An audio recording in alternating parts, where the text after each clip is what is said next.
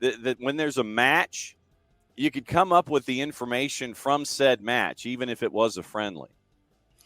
You would imagine. In the first 10 minutes of the show, we had to go down like 98 rabbit holes just to find a tweet to find out how many minutes Caleb Wiley played last night.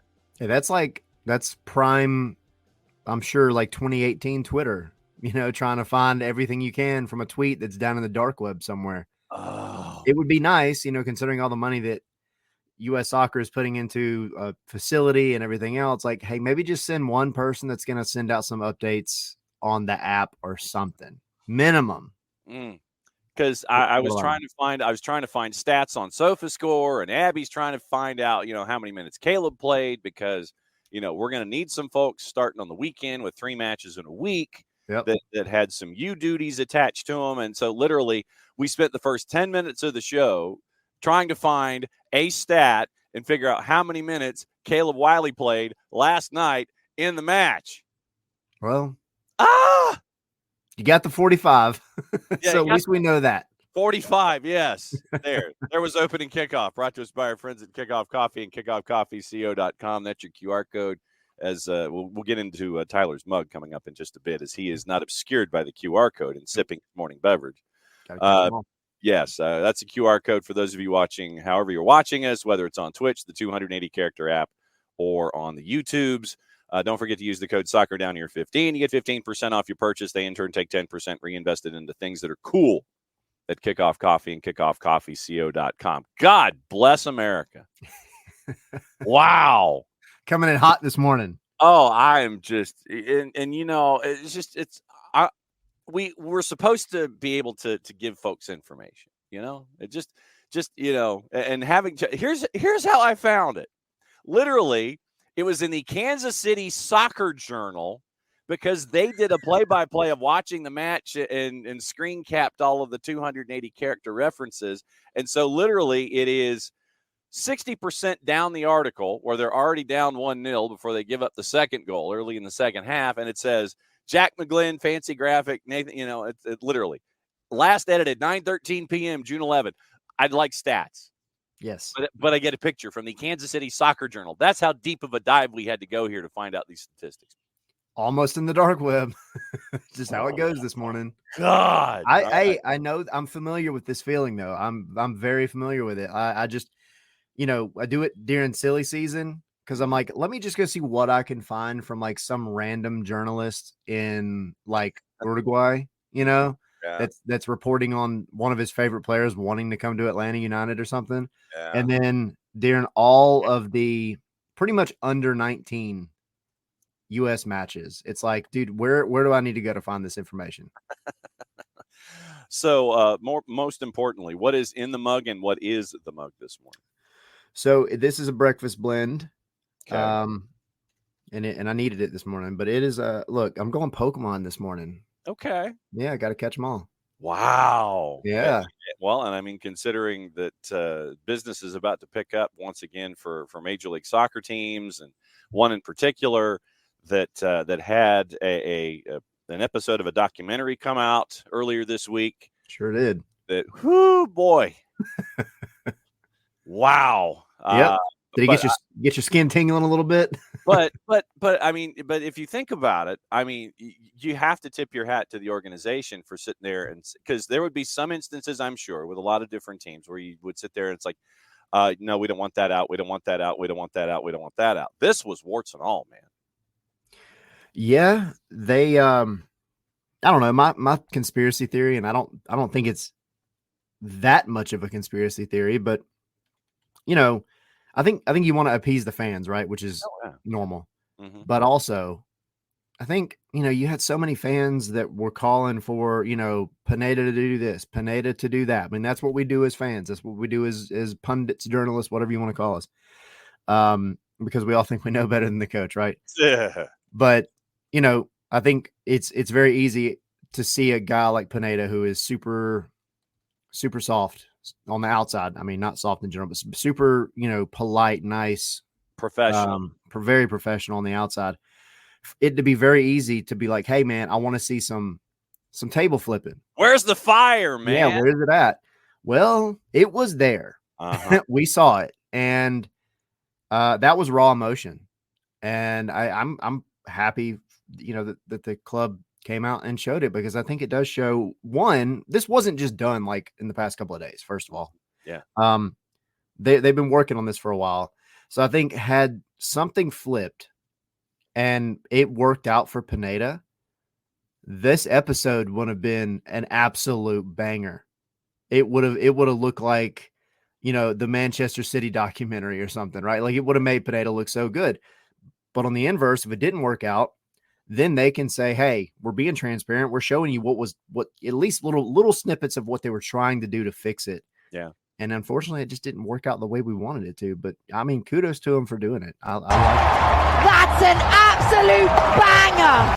Yeah. I mean, you see, but no, absolute full credit. And I'm just going to say this right now. If that is not submitted for every award when it comes to this particular medium and, documentaries and such, you better submit it for everything, and it better win everything, because of its raw nature and its openness. And, outside of the fact that it was released the way that it was, the players that were found speaking out, that you had the extremes in it. You had Dax, who was speaking out. And for those that haven't seen it, we'll give some of the stuff that was in it, but we encourage you to take 20 minutes, go to the YouTubes, go to the Atlanta United account and watch this. But you had the extremes there. You had Noah Cobb speaking up, and you had Dax McCarty speaking up. Dax initially was like, I'm the new guy. I don't want to ruffle any feathers here. And there was a reason I came here, but to have Dax and Noah be, two of the ones that spoke out in that locker room, in the instance that was recorded, I thought it was intriguing, interesting, and eye-opening that you had both of the extremes there that were a part of this. what have we said for years now? It feels like, when we talk about the twos and we talk about Noah and his rise as a player. Yep. He is unafraid. Mm-hmm. Unafraid of anybody on the pitch, but you don't get to see that off the pitch. And I think Noah is just take the football out of it for a minute. I think Noah is a very well-raised stand-up kid. I really do. He's well-spoken. He handles himself well. He gets emotional when the team loses. This last one, the bad one, before the break, he was in the locker room and he was not happy, like visibly not happy, and making it known. And good for him, because somebody's got to show something, right? Yeah. So for him to come out and say some things in that documentary, like, and making points, that's the other thing. It's not like he's just talking to talk. Yeah. He's making points about, like, discipline. And again, I'm not going to spoil it for anybody that hasn't watched it, but, like, he's making it a point to go in on, like, little things that need to be, you need to have some accountability from a player perspective. Like, it's things that the coaches absolutely probably could maybe enforce a little bit more, whatever. But from a player, like, take some pride in your craft, like little things like showing up on time and stuff like that. So, I don't know. He was not the voice I expected to hear. Let me just put it that way. And I'm so happy I did, though. Well, I mean, for those of us that are twos junkies and are twos sickos, as Jarrett likes to refer to it, where we've gotten that's speaking English goodly on a midweek there, Junior. You've got a guy like Noah Cobb, who 15 years old, USL championship in the previous incarnation of Atlanta United 2's, designations and wins and losses. 15-year-old kid. And I say this because I'm a lot more than 39. He's not backing down from guys like Cameron Lancaster, who, twice his age, the Lou City roster, Tampa Bay, all those heavy spending independents that are there in USL Championship. He's not backing down on that back line, going up against dudes that are twice his age. And he has never been intimidated by his surroundings. And so for him to have grown as he has within the Atlanta United organization, and being this voice at this young of an age, I mean, it shows how he was raised, as you're saying, his import, his professionalism, his approach, all of these things that have added up to where Noah Cobb is today, not backing down from his challenges in Major League Soccer, whether it's on the field or speaking up in a locker room. Yeah, he he like, and I see what Abby's saying. Yeah, In the Twitch pitch, like off the pitch, he's quiet. He is quiet, like off the pitch. Very. I guess her definition of off the pitch is like, away from the locker room and everything, which is fair for sure.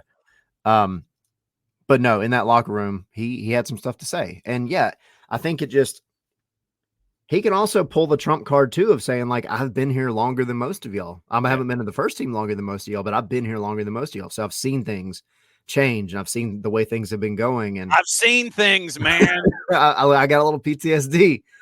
But no, I mean, I think it is a testament again, mostly to just who he is as a person, which is great. And I think Atlanta has always taken pride in, trying to develop young talent that is, they've got morals, they've got ethics, they're good people first and foremost before we talk about playing soccer. And so I think Noah is very much showing that he is that kind of guy, but also he's backing it up on the pitch too, because he hasn't really put much of a foot wrong in MLS play this year. We can take the DC game out of it. You put, Benteke up against an 18-year-old. Sometimes there's just things that are unfortunate. But well, and he's a power forward, is 6'8", 260 basically. Right.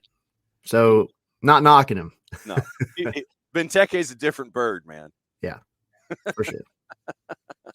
Tyler Pilgrim hanging out with us from Scarves and Spikes, and Tyler comes on and he puts up with our shenanigans every Wednesday morning in the first hour. Part of the shenanigans. Part of it, yeah. Well, true, and to the other end of that perspective, where we're talking about someone who's been in the organization, who's grown up in the organization, you end up with the veteran presence of a Dax McCarty, who, once again, Dax isn't going to, hold anything back. He's not going to bite his tongue, but he's coming at it from the different angle of, I've been in Major League Soccer, I've seen what's going on, and he has turned into that instant leader that when the acquisition happened, I know a lot of us were sitting there thinking, okay, bring him in out of the bullpen, spot starter, let him lock things down, those kinds of things. He has turned into that on-field leader as well, out of necessity, whether it's international windows or schedule compression or whatever. It's the Dax McCarty that we've seen in other places. We now get to see that with Atlanta United, and he's stepping up as well in more than one way. Dax McCarty is going to be, this is going to be a hot take.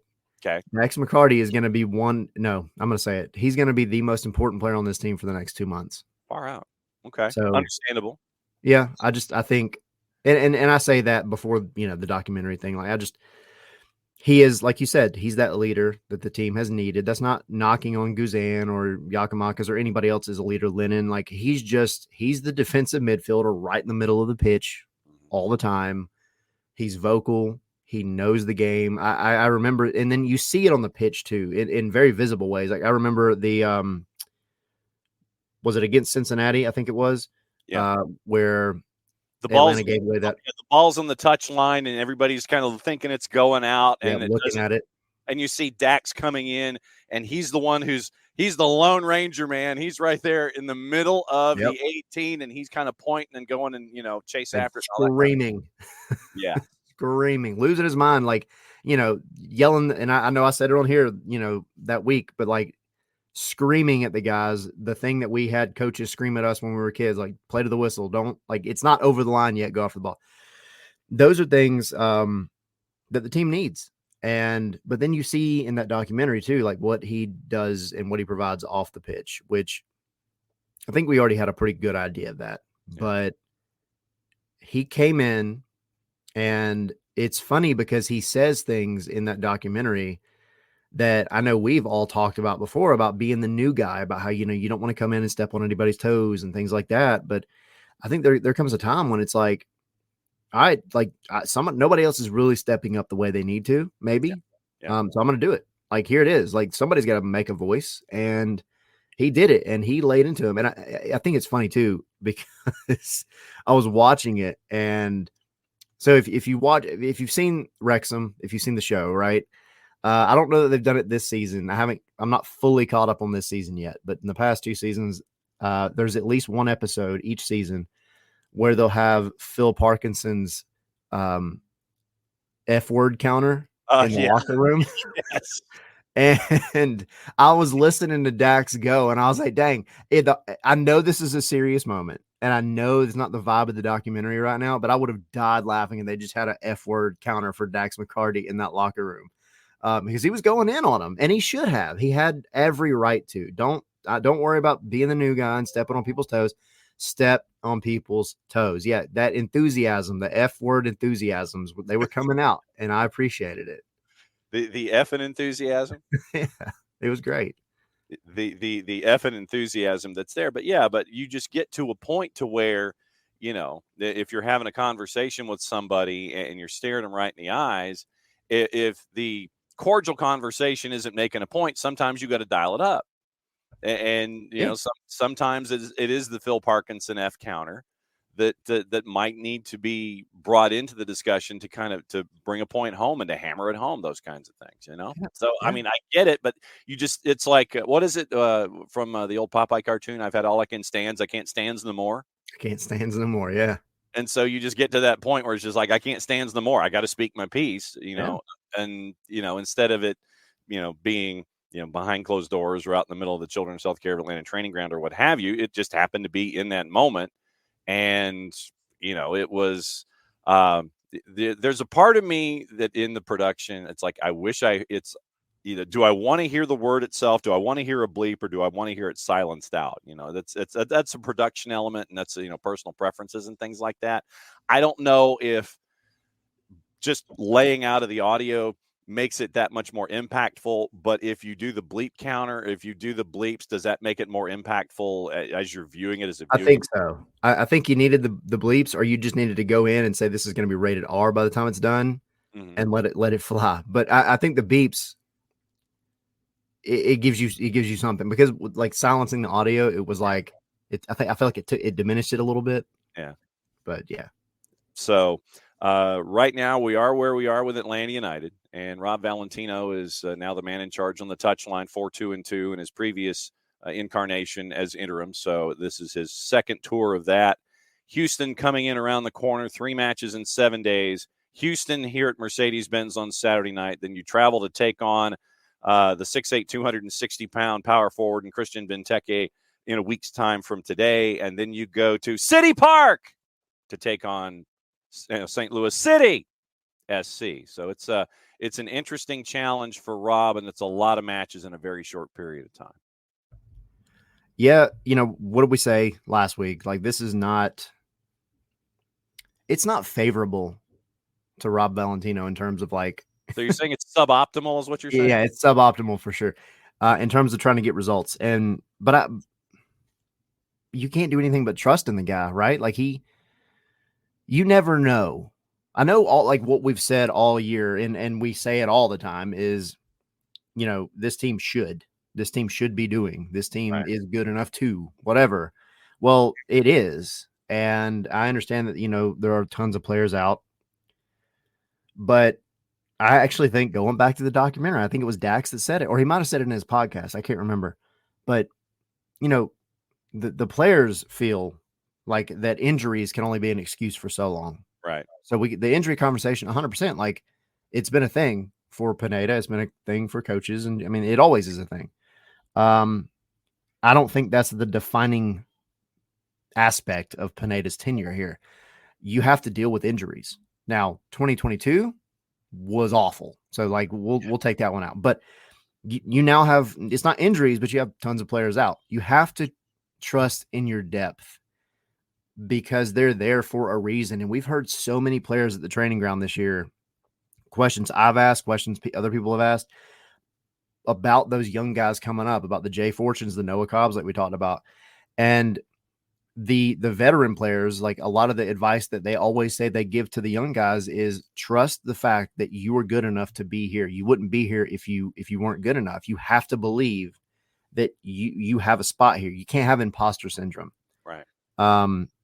So you can't go into matches like this or into windows like this and have the thoughts of, the last year, beginning of the year Columbus match where, the depth just couldn't pull it out. You got to look at the games, the tough ones, like New York City this year, where you went down on a questionable penalty and then you fought back and you pulled a draw away, You got to look at some other games where your depth has done well, and you have to believe in yourself. And Rob Valentino has to go into it. I think just looking at this as a golden opportunity, regardless of whether he's got, DPs on the pitch or not.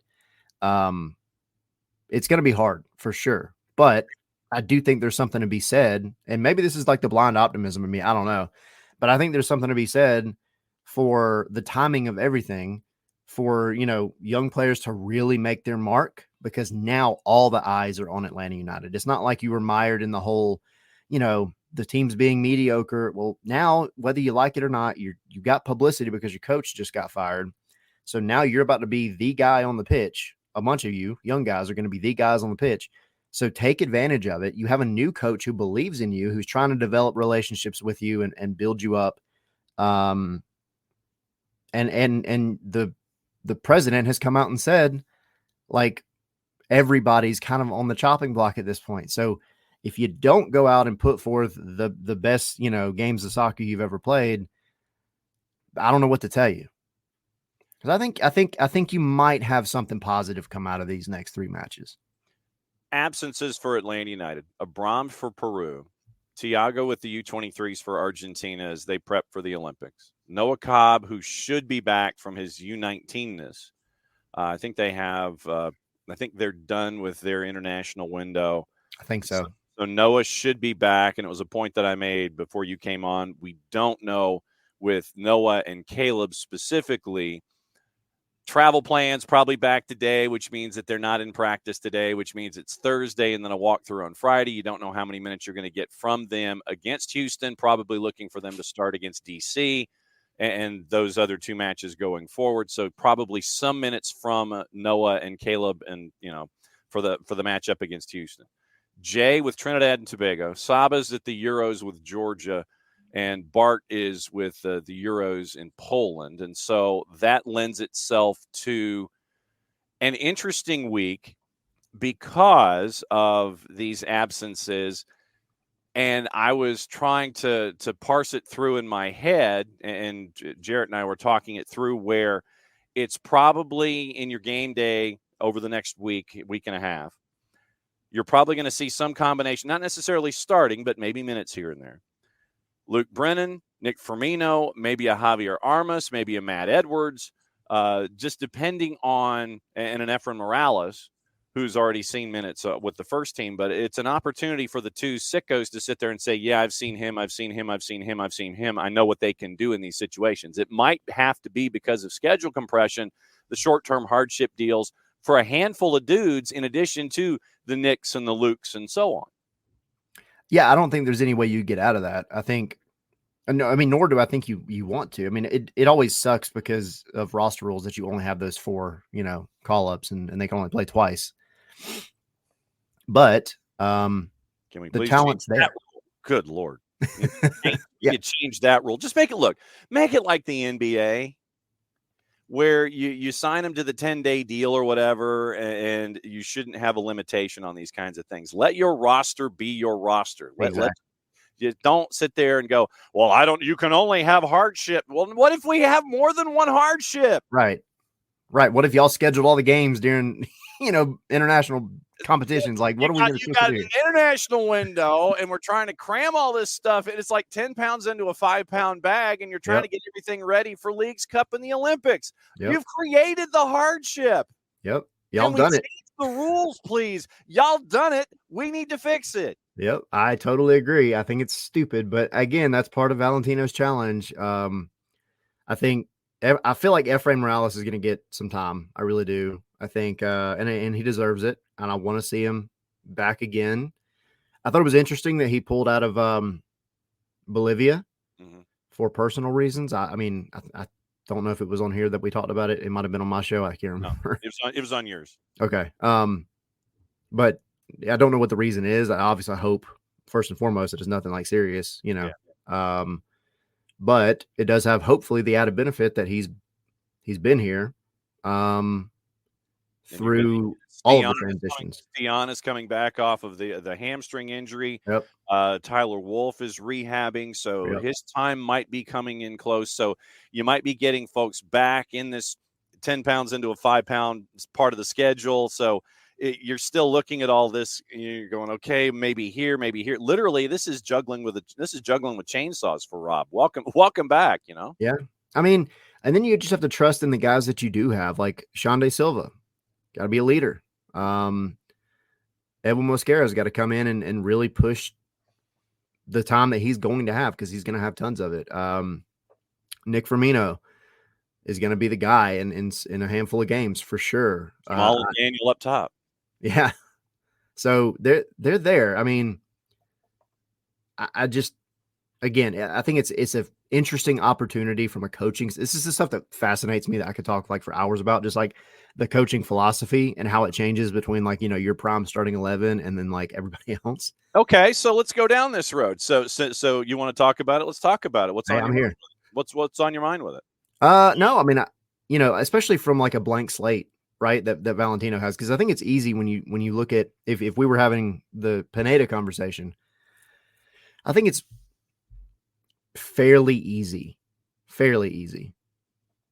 to predict what the starting 11 would be, mostly, because I think we all kind of understood after a while Pineda's tendencies and what he wanted to do and everything else. But now you've got a new guy in. Even though he's part of the organization and he has been, and he's actually been the coach before, I don't think anybody really knows what kind of, I'm going to say the word, the tactics and all that kind of stuff. You don't know how Rob is wired in these situations. Yeah, I don't know, like, is he something simple? Like, are we lining up, is he going to focus three center backs, which is almost impossible right now unless you put out Derek, Efrain, and Noah. Until Stian gets back. So he said he wants to be more vertical. He wants to be a little bit more transitionary. He wants to do this and that. And I do think you're going to see a little less, I don't want to say predictability, because I know I've used that word before a lot, but I think you're going to see a lot more, of just guys playing, like just going out and playing the game. I think there's going to be, especially in the beginning, less emphasis on do this here, do that there, go here, go there. When this guy goes there, do that. And I think it's just going to be know your role, zone defense kind of deal. Yeah. Know where you need to be roughly, and just go play football. Yeah. And I think, from the coaching perspective, I mean, Rob he's a firm guy. We see it on the training ground. He leads a lot of the training sessions. And when he does, he doesn't pull punches or mince words. He is very, very like involved in the training session. He will call people out for doing something stupid or not putting forth their effort, whatever. He, and I think you need that. I'm not saying Pineda didn't do that, but I'm just saying what I see from him on a weekly basis when I'm there. Like, the guy has a little bit more oomph to him. He knows the league well. And I mean, if you're a statistic person, I mean, he's won 4 games, drew 2, and lost 2. So got that going for us. Yeah, but I mean, you look at the schedule, and it was against the strength of schedule in a 4-2-2. Yes, you won 4 of your 8, but strength of schedule back then. Yeah, for sure. I think it was Cincinnati, when Cincinnati was chasing after stirring spoons in the drawers in the kitchen, and it was teams were different then than they are now. But yes, Rob is 4-2-2 in his career as interim, when he was interim 1.0 with Atlanta United. But yeah, I mean, it's when you come in, Rob is for a double negative. Rob is not an unfamiliar face. And so you know what you're getting from him in coaching situations. And so philosophically, it's not just going to be and so since I have this, I'm going to go ahead and use this guy. It's not going to be that. I mean, it's close. but it's going to be, look, I know what y'all can do. Just go play. I mean, it's like because we've always talked about formations being something of a loose construct, where it's like, the graphic that you see on television might be correct at opening kickoff, and then when the ball is kicked, then things can, go all over the place, and formations are kind of an overrated idea anyway. But you have to sit there and say, well, they will start in a, 4-4-2 or 4-3-3 or whatever. But it's trust in your abilities, What can you do? What can you bring to the table? I know what you can do. I know what you can bring to the table. Okay, so if your puzzle piece and your puzzle piece combined, we've got 2 puzzle pieces together, and that's 2 of the 500 that we're piecing together as we're trying to build the London Bridge. So, I mean, that's I think that, just I want to let me see what you can do. Look, if we're all on the clock here for the second half of the season, let me see what you got. Yeah, and Rob is going to live or die this season in terms of having a head coaching job by getting the extra little bit out of each player. It's not going to be out of making wholesale changes. And again, that's the kind of philosophy kind of stuff that interests me. Like, I don't think this team isn't, I was about to say they're not a wooden spoon contender, but I mean, people would probably yell at me for that because that's Caleb Porter's got that one going. Yeah. He's up there.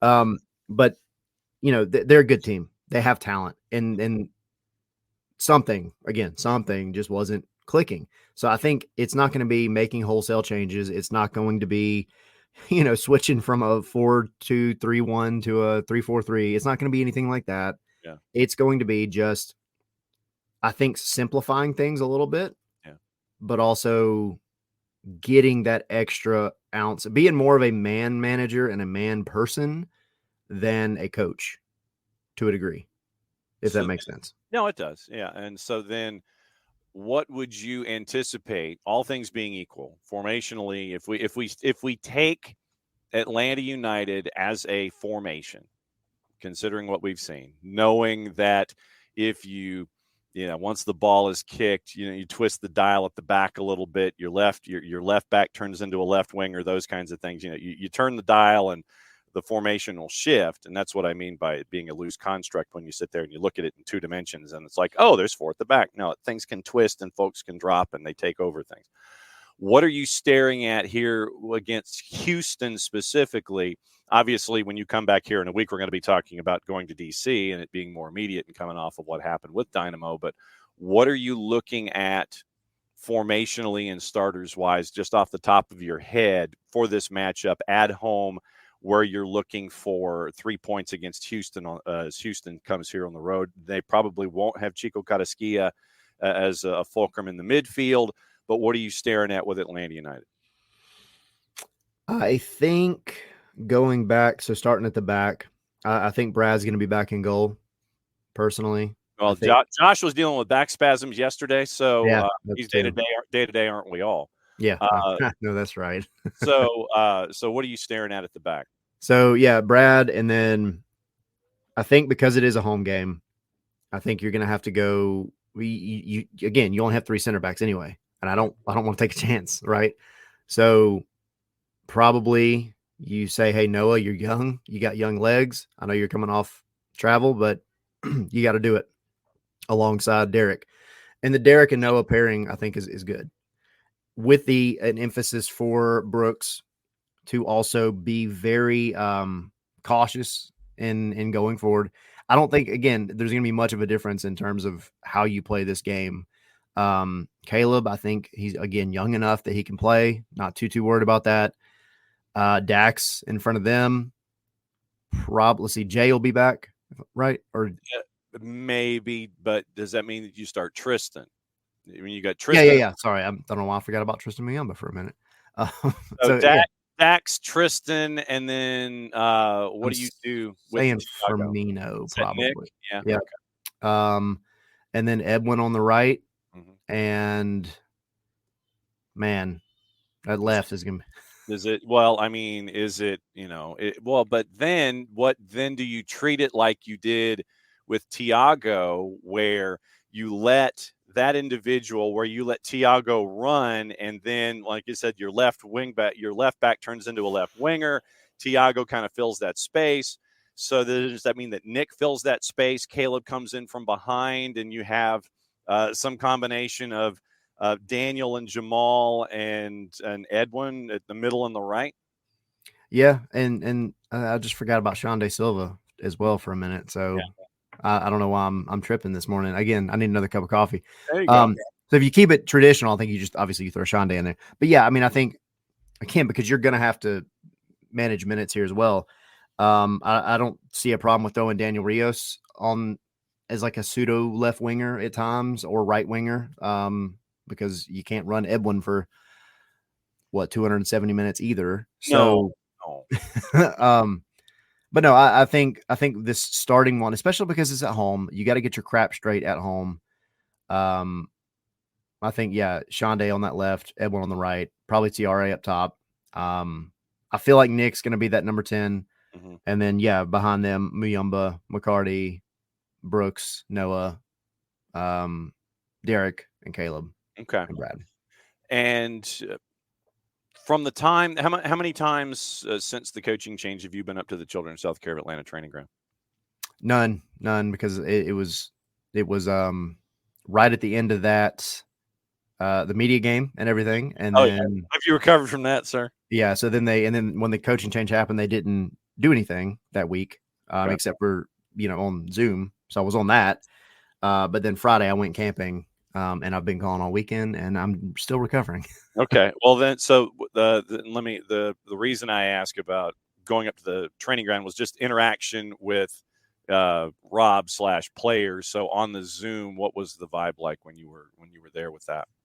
I mean, I think it was, I think first everybody is still kind of getting their feelings out about losing their head coach, right? And there's not going to be a single person that's going to come out and be like, I'm glad Pineda's gone. Right. That's not who he was. That's not who the players are. The players aren't going to be jerks about it. Like, I think they all understand that, like, it was time for a change. Yeah. Brooks kind of mentioned it in results-based business. I mean, it is a results-based business. Yeah. And Rob said, he texted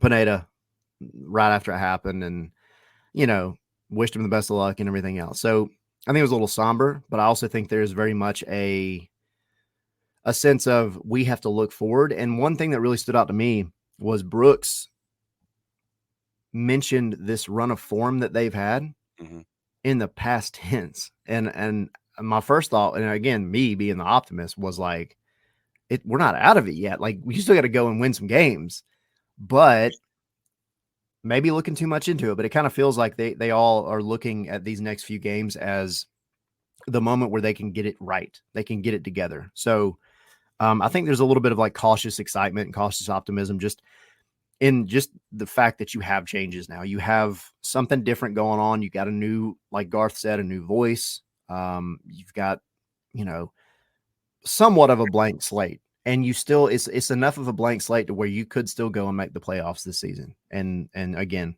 from there, who knows what happens? Yeah, I mean, you get in, and the bottom line is you're 3 points out of a playoff spot. You get into the postseason, and then it's up to you what you do from that moment forward. And yeah, you'd have to make your hay on the road, but that's that's what you put yourself into.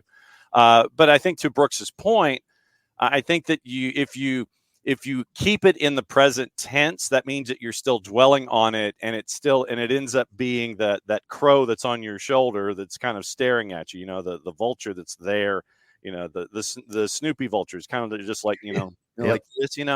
If you put it behind you and you close the door, then unless they found a way to kick a door in, then it's behind a door and it can't get to you. And so you focus on the present tense and you focus forward. So I understand where Brooks was coming there.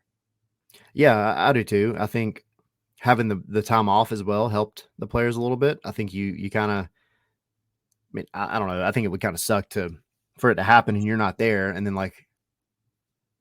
all of a sudden this guy that, whether you liked him or not, I mean, you were part of the same family essentially for a couple of years. And then you left on one day and then you came back and he's fired. So that part kind of sucks, but also I think it gives you a little bit of a break. Yeah. And you can say, all right, well, like, I'm going to send my condolences. I'm going to do what I got to do, but like, we have a season to go win. And now let's go, All right. So what's going on at Scarves and Spikes that folks need to know about? We're having 2 live shows next week. Well, let me rephrase that. Starting next week, we're having one for the opening match of Copa America at the Signia Hotel. Well, hello. All right. Yeah. So we'll have that there at the Signia next to the Benz, and then the week after that for the U.S. Ecuador. My mind totally just went blank. Panama. Mm-hmm. Having one for that one as well. So Argentina, Canada, where you can yell at Jesse Marsh. Yep, yell at Jesse Marsh and cheer on Lionel Messi in a different kit. And maybe playing in the bins finally. Yeah. No, so we're having those. In the midweek scheduling, we'll get into that. Yeah, that's a totally different thing. So yeah, so we'll have those live shows. We finally, thank you everybody, hit 1,000 subscribers. I'm trying to make sure we haven't fluctuated now. Yeah. So make sure that there weren't any BOTs that got you over 1,000 and brought you back. Kind of like when Dave Hampton was a 1,000-yard rusher for the Atlanta Falcons, and he did it up in Green Bay, and then the next carry he gets a 3-yard loss, and he's got to fight for it all over again. All over again. Yep, exactly. Well, we're at 1,000 dead even right now. So anybody that's in the chat, like, listen to this, go get me above 1,000. Give me a buffer. There you go. So no, but no, I really appreciate all that. Of course, the website, we got, some articles, Henry, Sydney, they've been putting some stuff up. Jackson's working on a designated player article that'll be really good. And tonight for the show at 7, we'll have Tony Husband on with us chatting. So okay, yeah, because it's Tony and Ross this weekend, right? Yep. Okay, so Tony and Ross, and you can discuss the Nashville situation with Tony. Yes, indeed. And look, I've got receipts out there. Ask Jason. I called the first head coach to get fired this year was going to be Nashville. Didn't think it was going to be Pineda next, but I got Nashville right. That's just how things go sometimes, Tyler. You get things right. You got to figure it out. Very wrong. Get to figure it out. Got things a little wrong. Didn't quite put the ball in the back of the net. Going to go looking for work. I love it. You think you can drop a Gary Smith impression in there for Ross tonight and see what he thinks? Yeah, I can make some for soccer Tony, John Madden impressions. Yeah, exactly. It'd be good. So enjoy your coffee and enjoy your morning and have a great show tonight as always. And don't pull a Dave Hampton because of bots. All right. I will try not to. All right. That's Tyler. And Thanks, good to see you, my friend. All right. So Tyler, and he's going to I forgot to ask him about the move, but it looks like how things are with he's shaking his head in the green room. He's done. It's like that move. That's got to be great. Yay. It's got to be fantastic. Yes, I see. Yeah. And he's in the green room and he's poking at everything. So, I mean, it's fun. It's always great to chop it up with Tyler on Wednesdays. And be sure that if you have not subscribed to our friends at Scarves in Spikes on the Twitters, please do so. Scarves and Spikes on all the other interwebs and on the YouTubes and all those kinds of things. And you can be a part of their conversations and see how much longer Tommy is satisfied with the lack of facial hair, and see if there's a bet where he can try to either continue to grow it or have to shave it again. So